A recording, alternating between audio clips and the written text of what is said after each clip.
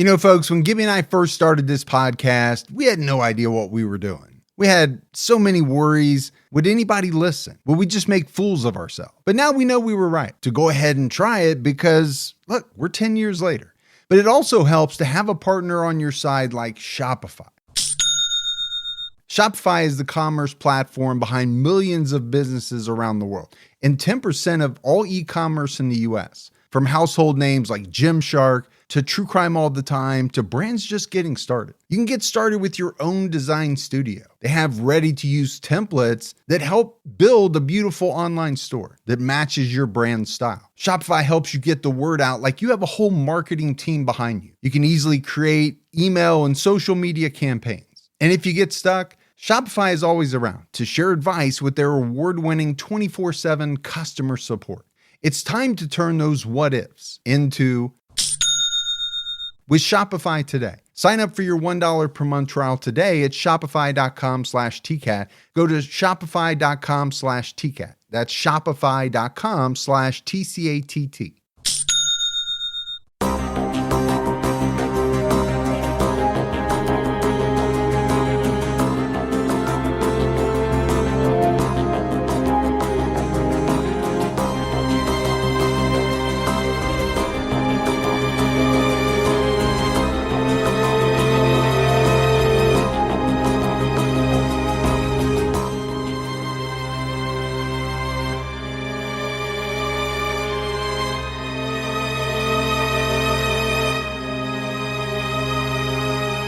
Hello, everyone, and welcome to episode 501 of the True Crime All the Time podcast. Yeah.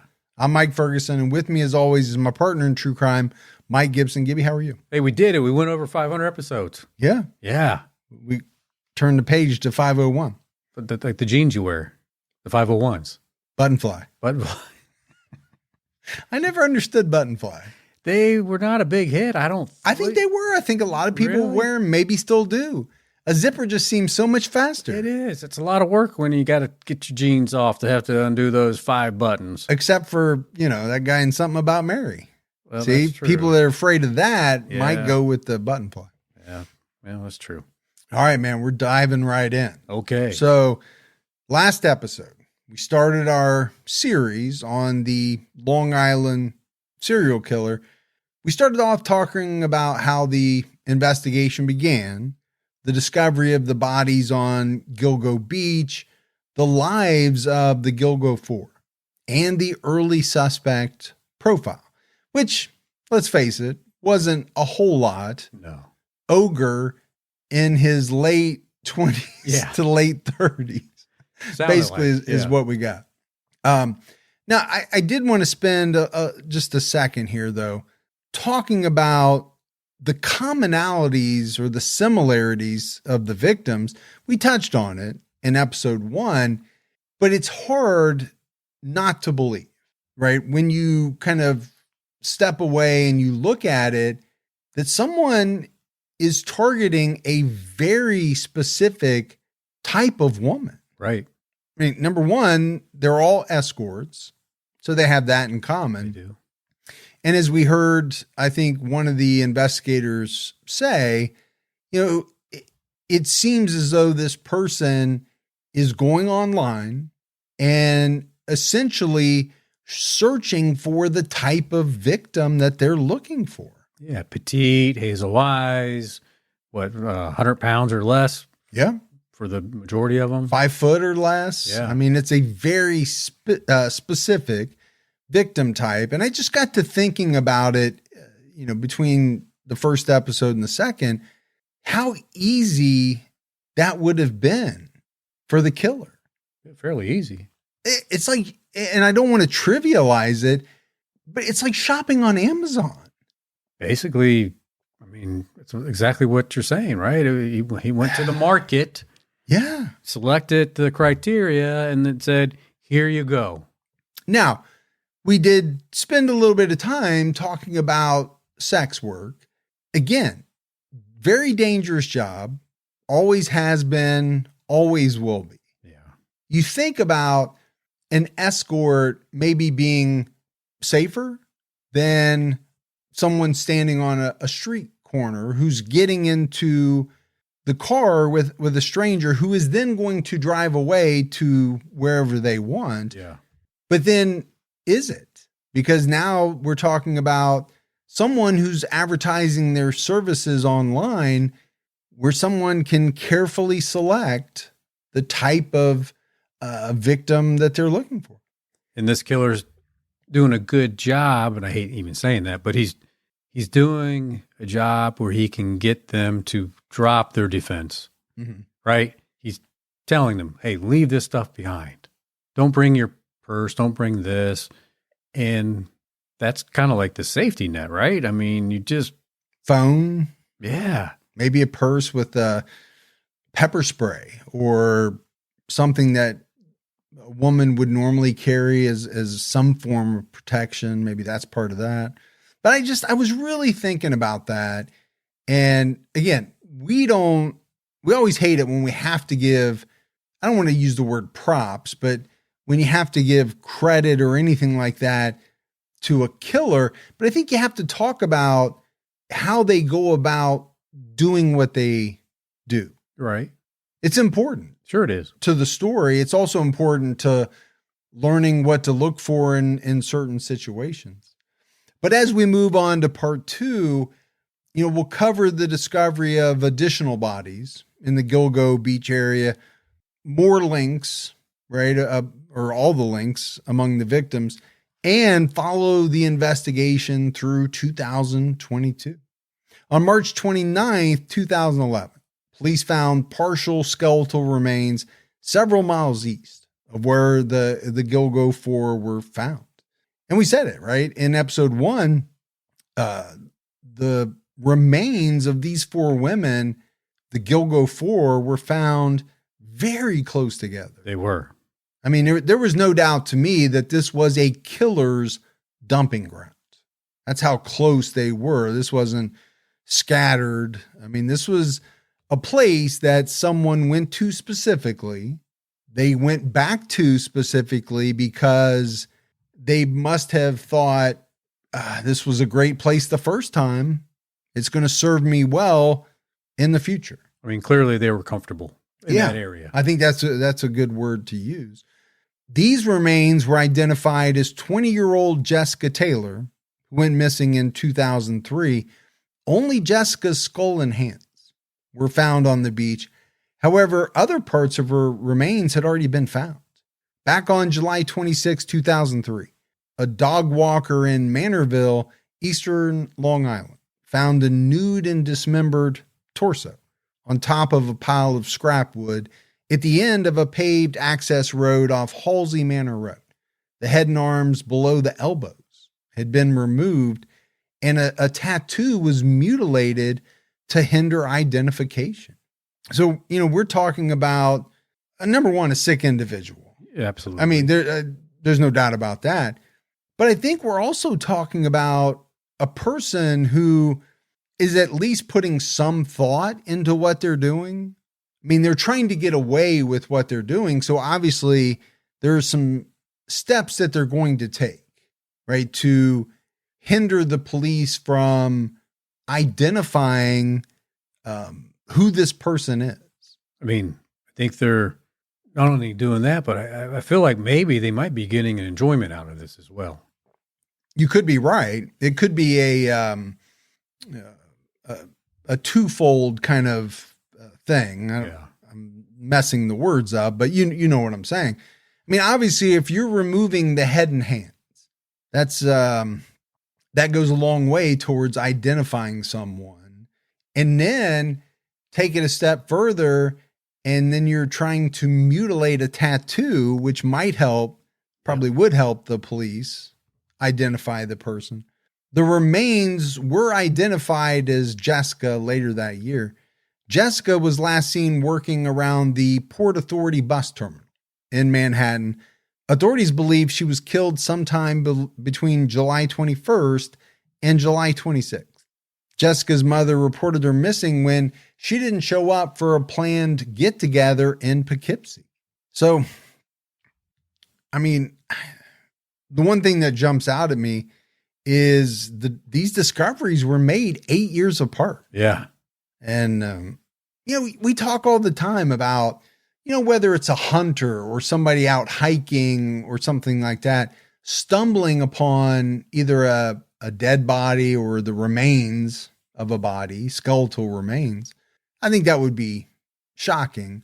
But then there's another part of it that I can't help but think about, and that's that how many people's remains are just out in some remote area yet to be found. Scary. That's a scary thought. I think there's a lot. I think so too. And I don't like it. I don't either. It's not going to help me plan hiking trips.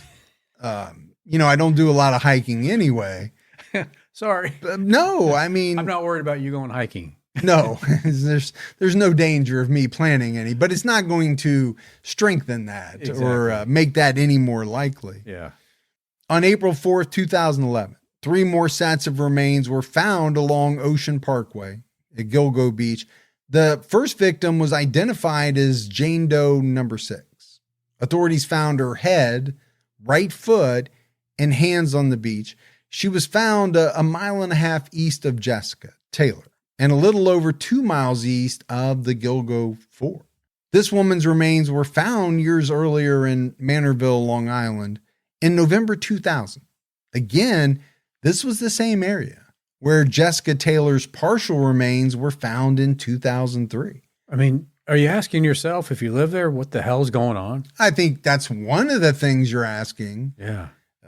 It's also, nobody would have known it in the beginning, but it's also fascinating when you look back on it that, okay, he dumped certain parts or some parts of the body in one location, multiple people, and then he dumped parts of multiple people in a second location. So again, those locations must have been ones that he was familiar with, comfortable with. My other thought is we're talking about a person who is more than okay, apparently, with dismembering bodies. Yeah. Yeah. And, I can't imagine ever killing someone. It's not something I want to think about. I don't think of myself as ever doing that. And I think it would be really hard to dismember a body. To go to that next level. Yeah. Yeah. Now, I guess if you're a stone cold killer, that probably doesn't faze you at all. I think for most of us, it's a bridge too far. I think you have to have there's a certain type of personality that can do that. Mm-hmm. You mean like a sociopath, a psychopath, or, that kind of personality? Yes.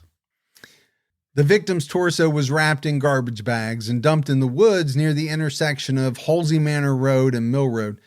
The remains of an unidentified female toddler were located in the same area of Gilgo Beach as Jane Doe number 6. The remains of an unidentified male were found closer to the remains of the Gilgo Fort. Investigators described the victim as between 17 and 23 years old, Asian, and death occurred 5 to 10 years earlier. So we're kind of getting away from the MO, right? Well, yeah, obviously we're male now. Yeah. And we have a toddler. Yeah. So that doesn't fit at all with the MO that we've been talking about, which is sex workers, presumably, gone through online. They all fit a very similar specific type. So for authorities, they have to figure out, are these related? Are they tied together? Or is this just some random bodies we're uncovering? But again, it goes back to your question is what the hell is going on? That's what I would be asking myself if I lived there. If you're a beach goer, if you live in the area, I think these are all questions you got to ask. Now, this is not all coming out at the same time, though, no. Right? We're talking about different years and things like that. So we know it all now. Yeah. Yeah.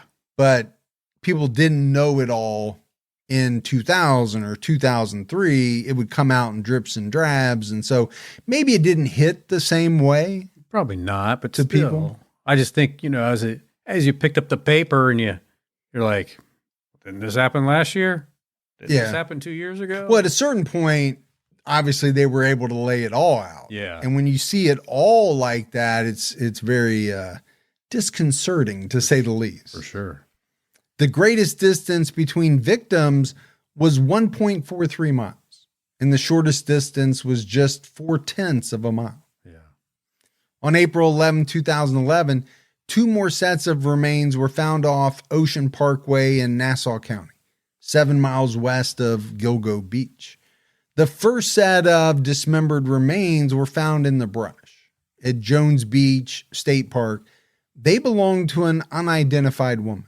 This was another instance where the woman's partial remains were first discovered in a different location years earlier. So drop a little bit over here, drop a little bit over here, and hope that they can't figure it out. Yeah. On June 28th, 1997, the dismembered torso of an African-American woman was found at Hempstead Lake State Park in Lakeview, New York.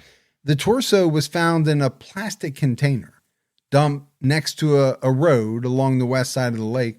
The victim had a tattoo below her left breast of a peach with a bite out of it and 2 drips falling from the core. Because of this, investigators called the Jane Doe Peaches. Okay. The case was featured on America's Most Wanted, and her tattoo was published in a tattoo magazine, leading a Connecticut tattoo artist to come forward with the tip. He recalled that Peaches was visiting from Long Island with her aunt and cousin and said she was having boyfriend trouble. I mean, it was worth putting it into that magazine. Yeah. Well, you and I talk about it all the time, though, right? If you could, back in the day, get a case on America's Most Wanted, Yeah. that was a big frickin' deal. I mean, you got in front of a lot of people. There was a lot of eyeballs. A lot of people watched that show.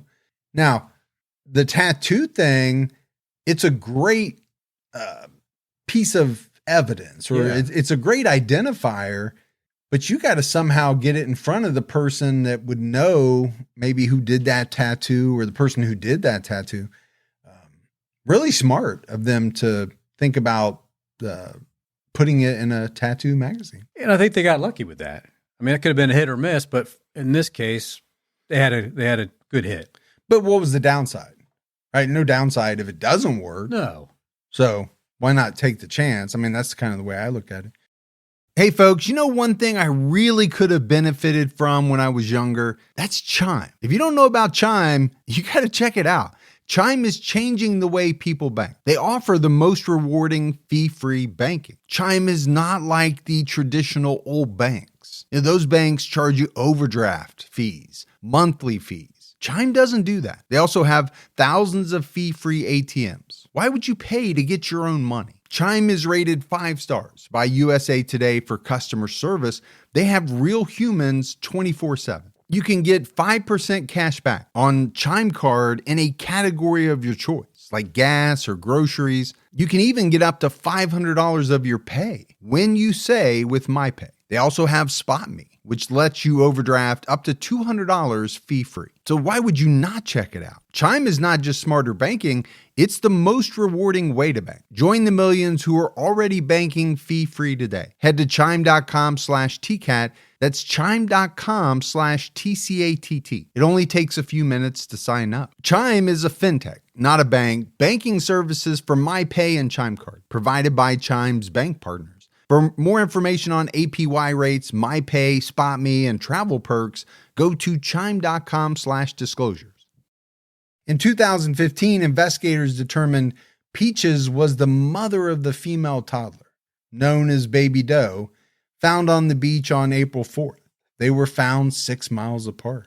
And that's heartbreaking, right? I mean, we're talking about the deaths of a lot of women here, and it's sad. It really is. But it hits different when you're talking about a toddler. There's just no way around it. Peach's skull and some of her limbs have still not been found, which meant investigators could not put together a composite sketch. They believed Peaches was between 20 and 30 years old. In addition to her distinctive tattoo, she had a scar indicating she had a C-section. The extremities of Peaches that were found on Jones Beach had 2 gold bracelets.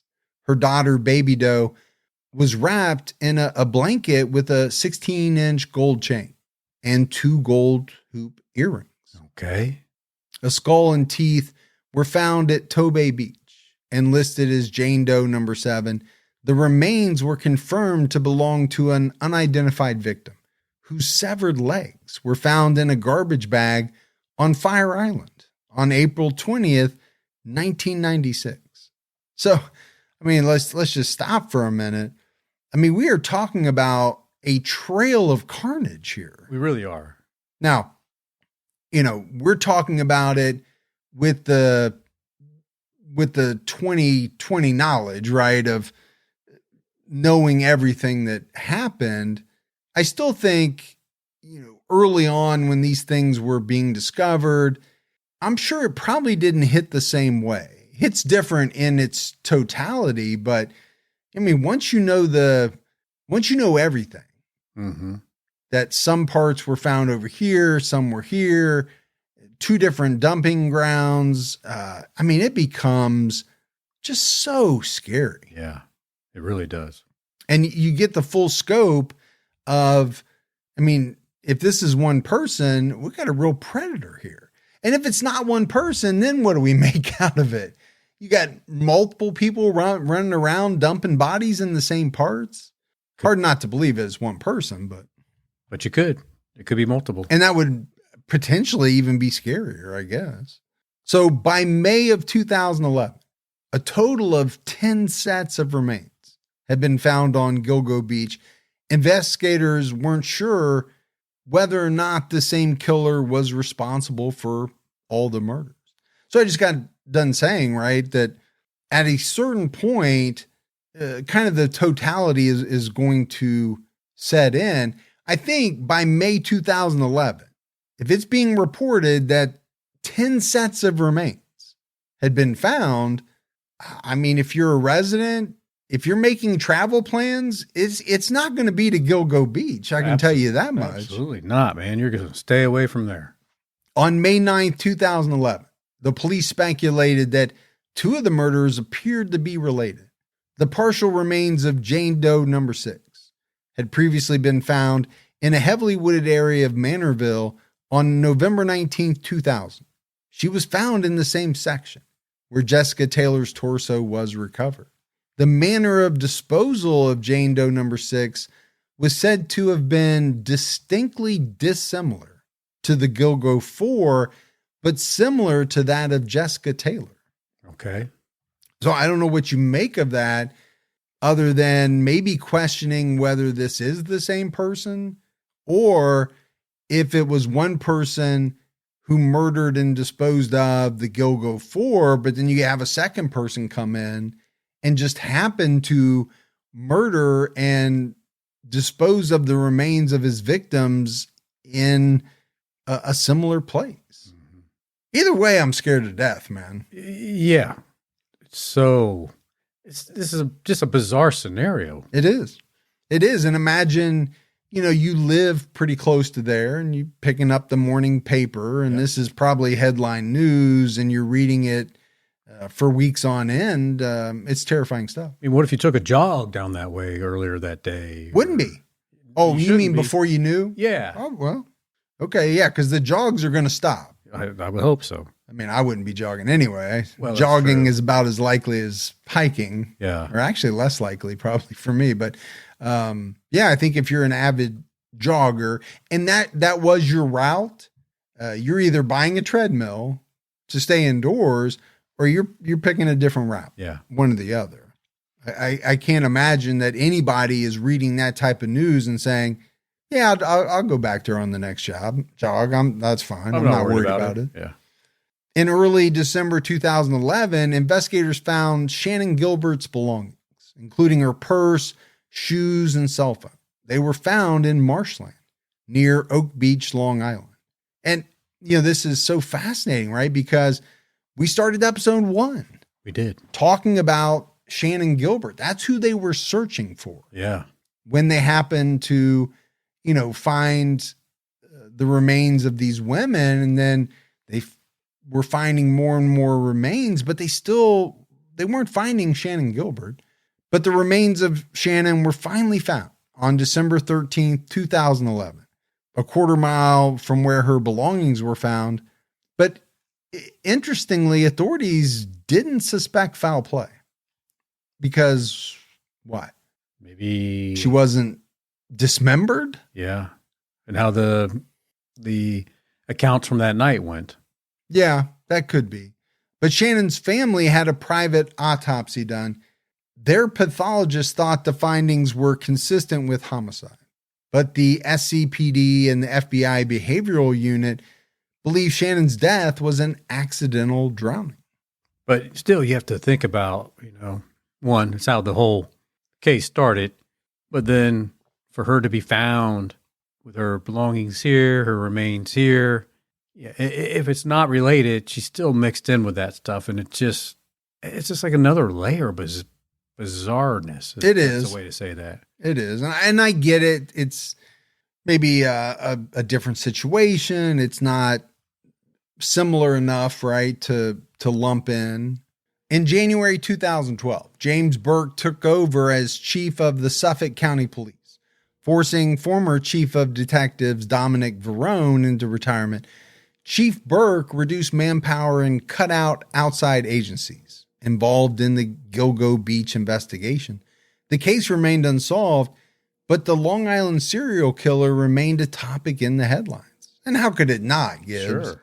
I mean, this is big time stuff. You've got, 10 different women, at least, or 10 different victims, remains scattered in multiple locations.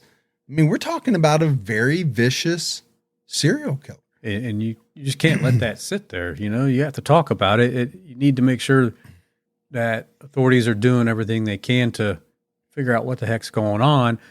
But is it a priority for them if majority of the victims are sex workers? Well, it does kind of, to me, then bring up the question. You're reducing manpower and you're cutting out outside agencies who could provide a lot of help. Why are you doing that? Is there no pressure? Is it because of their profession? Many of them, I don't know. But it seems like a weird thing because this has to be very out there in the headlines, but yet you're reducing the amount of people working on it. I mean, it seems like something you'd want to make sure we're still continuing with a full court press on. Well, and it would seem like something that the public would be demanding. Yeah. But maybe they're not because of the profession of most of these victims. I don't know. Yeah.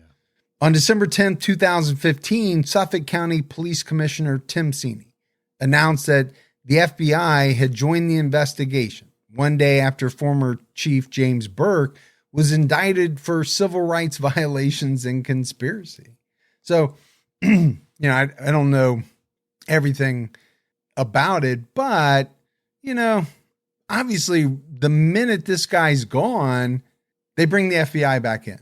And that seems logical to me. It seems strange to me that they would even cut anybody out who's trying to help. But are they bringing them back in, for the unsolved murders, or is it a combination of that and the fact that this former chief, is in trouble over civil rights violations?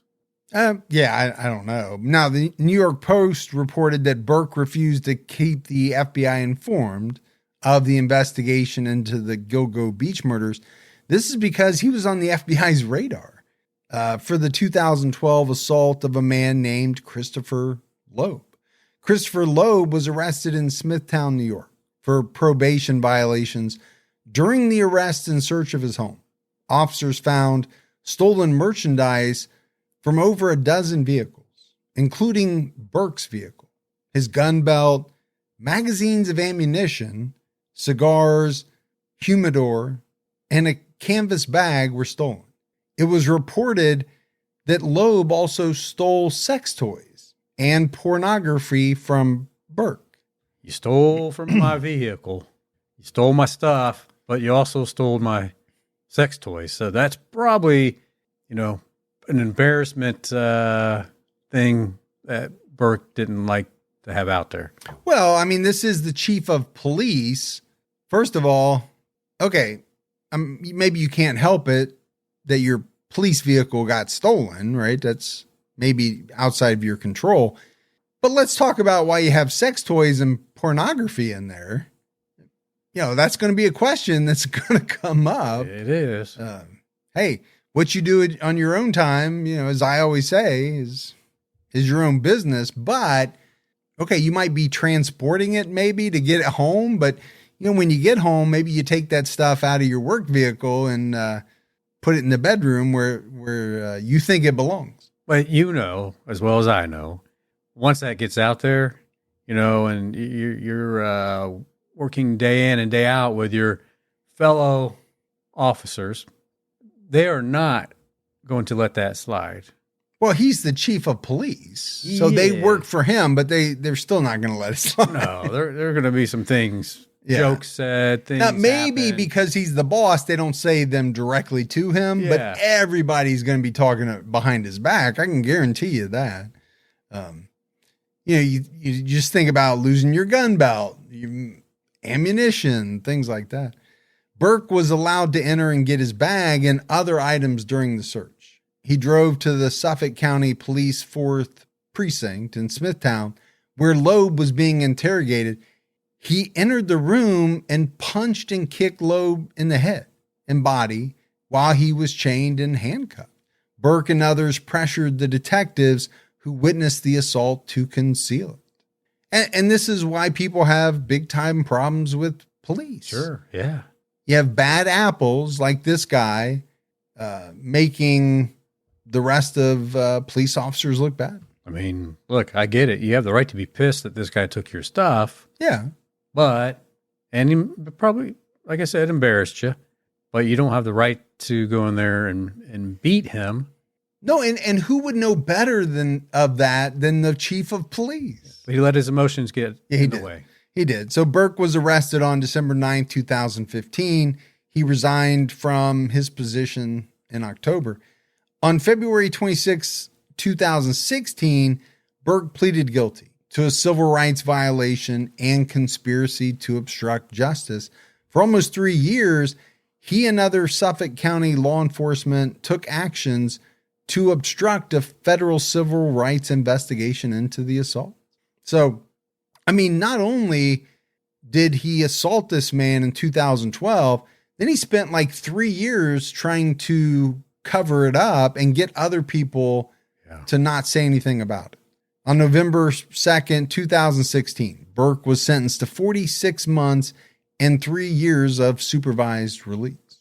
Several years later, on August 22nd, 2023, James Burke was arrested at the Vietnam Veterans Memorial Park in Farmingville after exposing himself to an undercover ranger and saying he was interested in oral sex. He tried to leverage his status as a former law enforcement official to get out of the charge. He was charged with offering a sex act, public lewdness, indecent exposure, and criminal solicitation. I mean, what's going on here? What? He's over at the Vietnam Veterans Memorial Park, a very serious place, right? Yeah. And then he's like, hey. Doesn't seem like a hookup place, but maybe it is. Yeah. I don't know where this place is. They're like, hey, buddy, look, I don't have nothing on. Why don't you come over here and, anyway. I think he was wearing the brown trench coat. Yeah. It doesn't go the way he thinks it should go. And then he's like, hey, yeah, I made a bad choice here, but don't arrest me because I'm one of you, man. I'm an officer. I used to be. Just, I won't do it again. Let me go. But here's the thing, right? He was severely disgraced officer. Yeah. So I don't know how he's leveraging that in the first place, but it's not going to work, right? Now I'm starting to wonder what type of sex toys and pornography were stolen from his car. Yeah. And maybe they were a little bit more salacious, I guess is the word I would use. Probably. If they were homosexual in nature and maybe the people who worked for him didn't know that. Yeah. But that's part of what came out after this guy stole his stuff. And that maybe led to some of his anger. Might have been. I don't know. I'm throwing that out there. Yeah. I mean, we're in the middle of a hunt for a serial killer, and we're dealing with this guy. Yeah. Who doesn't seem to want to catch the serial killer. He's too busy involved with covering up the fact that he beat the you-know-what out of this guy for stealing his sex toys and pornography. Yeah. Lately, I've been a lot more intentional about what I wear day to day. I've started to lean into pieces that feel easy, comfortable, but still put together. It just makes getting dressed simpler. Quince has been my go-to. The fabrics feel elevated, the fits are clean, and everything just works without needing to overthink it. And Quince has all the wardrobe staples for spring. Think 100% European linen shorts and shirts from $34 and clean 100% Pima cotton tees with a softness that has to be felt. I am all in on their flow knit activewear. The whole line is amazing, and I can't stop buying it. Everything is priced 50 to 80% less than what you'd find at similar brands. Quince works directly with ethical factories and cuts out the middlemen, so you're getting premium materials without the markup. Refresh your everyday with luxury you'll actually use. Head to quince.com/TCAT for free shipping on your order and 365-day returns. Now available in Canada too. That's QUINCE.com/TCATT for free shipping and 365-day returns. Quince.com/TCAT. Burke reportedly blocked the FBI's involvement in the Gilgo Beach investigation for years, leading many to wonder if the case could have been solved sooner. It's always going to be that question, right? I mean, if you didn't block the FBI from getting involved the way they should have been, or they wanted to be, or they wanted to be, maybe it could have been solved sooner than it was, and maybe somebody's life could have been spared. Well, we talk about it in a lot of cases, right? Why would someone, let's say one jurisdiction, turn down the help of someone like the FBI? Right.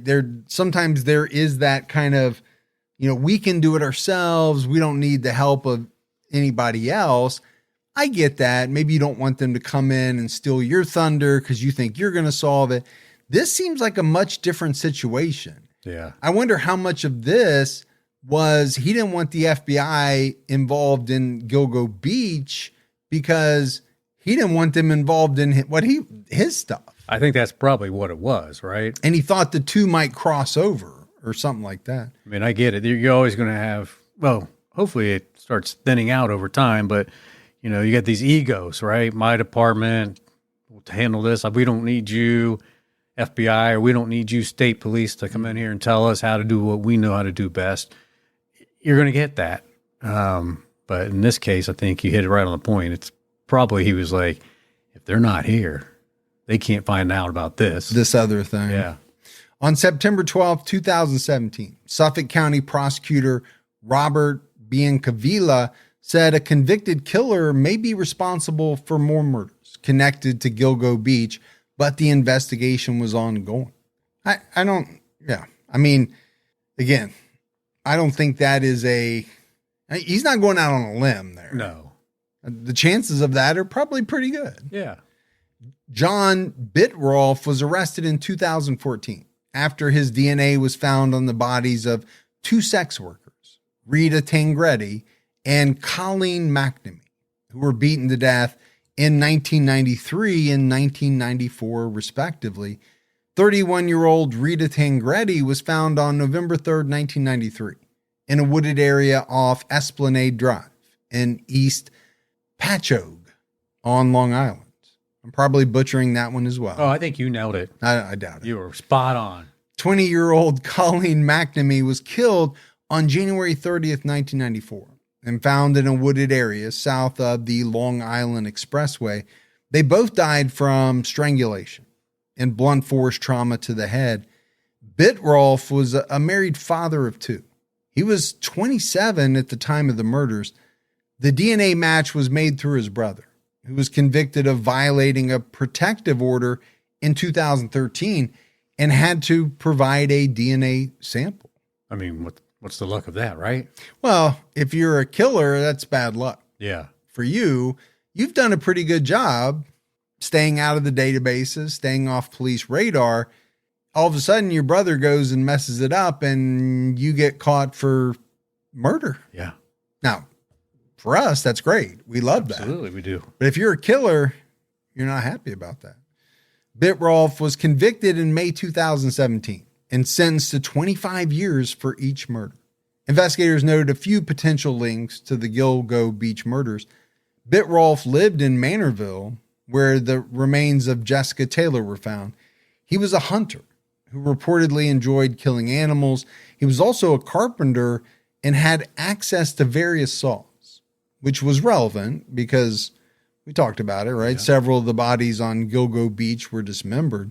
The daughter of Rita Tangretti was also close friends with Melissa Bartholomew. Oh. One of the Gilgo Beach Four. Yeah. Melissa's mother noted that she had a lot of calls to Manorville from her phone before she died.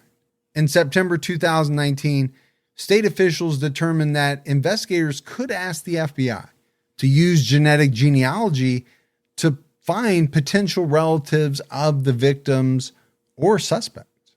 And, that 2019, that's, it was starting to ramp up pretty big. It was.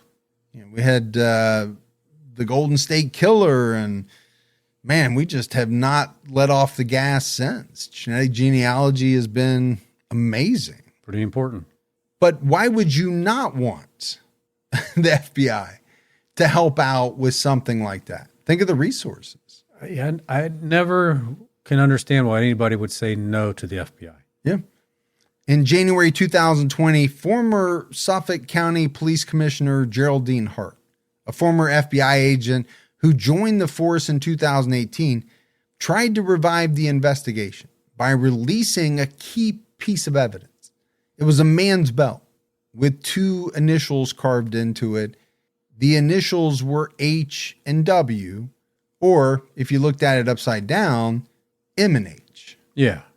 The department also set up the Gilgo News website, hoping someone would leave a tip that would progress the investigation.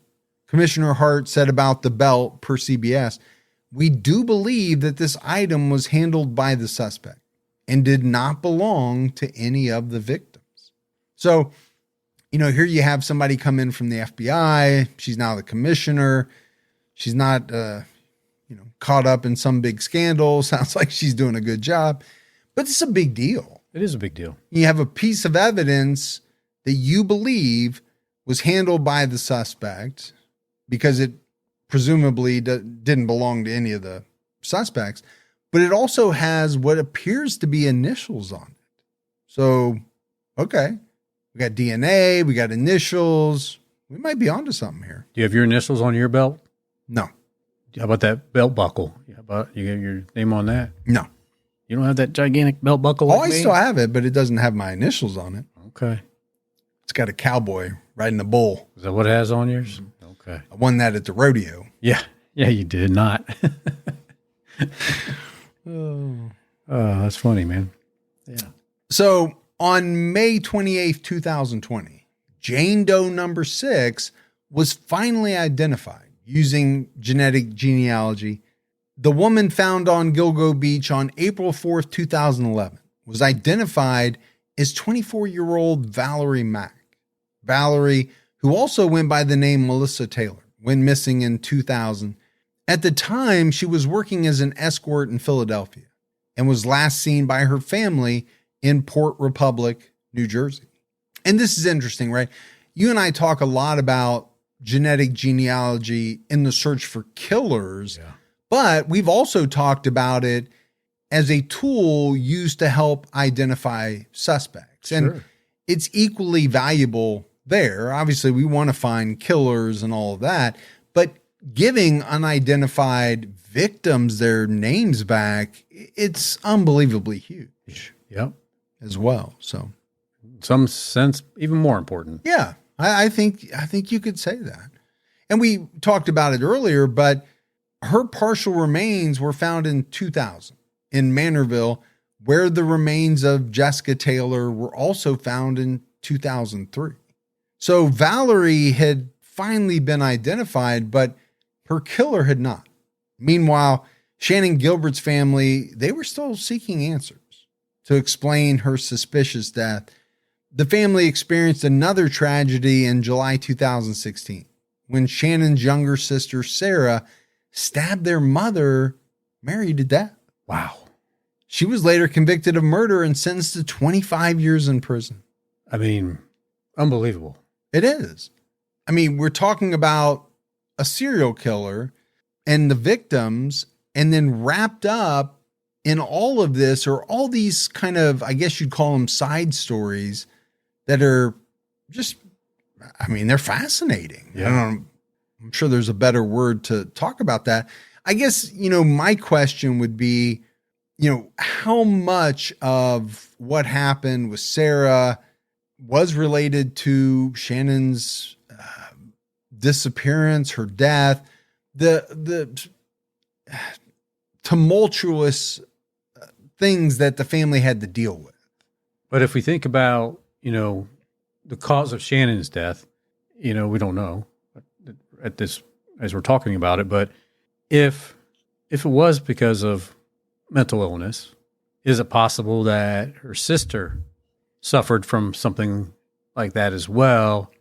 And maybe that had something to do with her killing her mom. Yeah. I mean, it's tragic for sure, all the way around. When asked by CBS in 2020, Suffolk County Police Commissioner Hart said that Shannon Gilbert's cause of death was inconclusive. And that's interesting because, accidental drowning, right, was thrown out there. No foul play involved. The family, obviously, they didn't believe that. Right. They did their own autopsy. They were doing their own investigative work.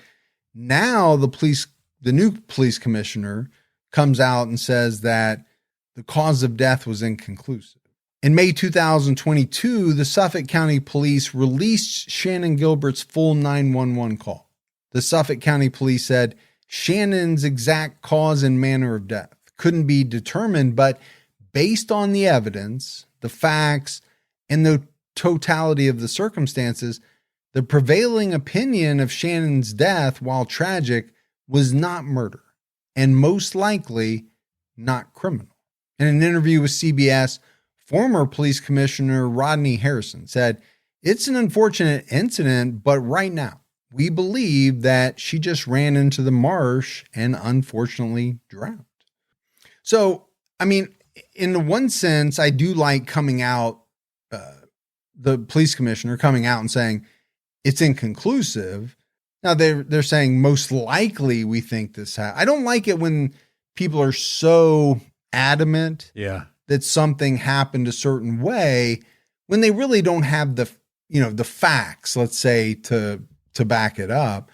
It's kind of like when we talk about manner of death or cause of death, when you could leave it as undetermined, but they don't, and they say natural causes, or they say something so definitive when you look at the evidence and it seems so up in the air. Yeah, why box it in when you don't have to? Right, because it sets a lot of things in motion or prevents things from being put into motion.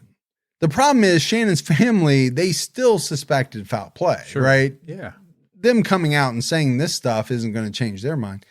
And we said it in part one. I just said it a minute ago.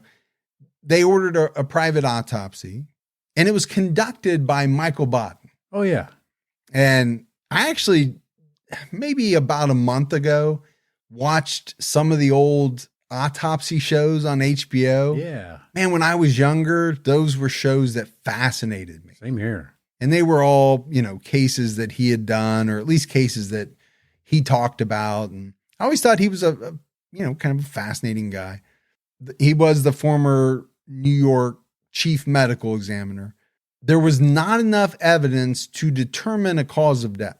But according to him, the findings were consistent with homicidal strangulation. Part of Shannon's neck bone was missing from her remains. So again, I think that right there tells you all you need to know about determining a cause of death.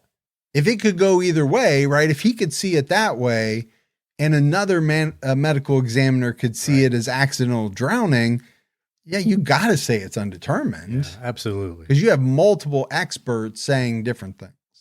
Former Chief of Detectives Dominic Verone said about the accident theory and the way Shannon's belongings were found in the marsh near her body, she's disoriented. She's in a frenzy. You have to understand the manner in which these items were found, very consistent with someone losing these items as they're running. Okay. Why are you running? Why is she running? I mean, maybe still panicky like she was when she was in that neighborhood, going from house to house saying, you know, I need help, help, help, help. I need help, help, help. That we talked about in episode 1. You know, maybe she's still in that mode. And or is it because she's being chased? Or is she being chased by whatever she thinks is chasing her? Or actually is chasing her, which could be the truth. Because we're at a different point, right? She's in a different place. Maybe she came across something she shouldn't have came across. Or maybe she caught the eye of somebody who just happened to be out there. Suffolk Homicide Section Commanding Officer Kevin Breyer explained that Shannon wandered into marshland where reeds can grow up to 12 feet high. One cannot tell where the highway is or where the bay is. Some of the brush is impenetrable. He noted that Shannon's body was found north of a trench, about 3/4 of a mile from where she was last seen. Former Suffolk County Police Commissioner Richard Dormer said at the time that investigators believe Shannon drowned or succumbed to the elements. He said she traveled at least half a mile, 3/4 of a mile on foot through that muck. It would be very easy to get exhausted and fall down and not be able to move any further. And I get that. Yeah. I mean, if you're looking at different scenarios, different possibilities, I think you have to look at that one. You also have to look at maybe homicidal strangulation. I don't know. Look at them both. You have to leave them both open. Family attorney John Ray and his colleagues went to the marsh to see if Shannon could have traveled through the area. Ray noted that it would have been almost impossible for Shannon to walk through the area without cutting her feet badly. That's interesting. Assuming she was barefoot. So they do a test and they're like, oh, no way you could walk through all this stuff without cutting your feet. Now, you can debate the accuracy of all these different things. The family also believes the police should have done more to investigate Dr. Peter Hackett. And we mentioned it right in part 1, how this guy kept inserting himself into the case by contacting Shannon Gilbert's mother and claiming that Shannon stayed at this halfway house that he ran. Now, he later denied calling her, said that he'd never seen her, but phone records proved otherwise. The family filed a wrongful death suit against Dr. Hackett, claiming he improperly treated Shannon. According to 48 Hours, Dr. Hackett was known to provide medical treatment out of his home. 2 neighbors signed affidavits, one claiming Dr. Hackett gave him a prescription injectable steroid, another claiming Hackett provided prescriptions for residents of Oak Beach. Now, he admitted to treating friends and neighbors, but he denied treating or seeing Shannon Gilbert. So he's just going to claim that that never happened. Which, yeah, I think he keeps saying. Didn't do it, didn't see her, didn't. Yeah. Even though, you know, he has said some things to the contrary, and I think some phone records didn't support some of the things that he said. Attorney John Ray said at a press conference, there's no evidence whatsoever that Shannon Gilbert died a natural death. Those 3 theories have been put forward repeatedly by Suffolk County Police. And I get it. This happens all the time, right? The police come up with their theory. The family's not happy. They're not buying it. Right. And they want their own or independent people to take a look at it. And it's not unusual for experts to disagree. The only part I ever have a problem with is, like I said, a determination made as to the manner or cause of death without really concrete evidence to that fact. I get it. We all have theories and there's speculation, and you can make educated guesses, and people do. But if you can't be 100% sure with provable, facts, evidence, just leave it as undetermined. Right. And until something comes along that does back one version up. I mean, at least the family's pushing on it. Well, I don't know how much pushing's going now with the death of her mom. Her mom and her sister's in prison. But who's left to push? Yeah, exactly. Right. Yeah, we don't know. But in part 3 of the Long Island serial killer episodes, we'll cover how a Suffolk County task force identified the suspect, and we'll get into, his arrest, but also get into his background. Yeah, which is critical. Yeah, because I think people really fascinated by this guy, not for what he did, obviously, but who he was. Right. And, that's true, I think, for a lot of serial killers. You think of a guy like John Wayne Gacy. People are horrified by what he did, but look at the man's life. Yeah. And what he portrayed to those around him. And then, find out what he actually did. How could somebody play both of those roles? Yeah. I mean, some of that stuff is really fascinating. I mean, it just is. So that is it for another episode of True Crime All the Time. So for Mike and Gibby, stay safe and keep your own time ticking.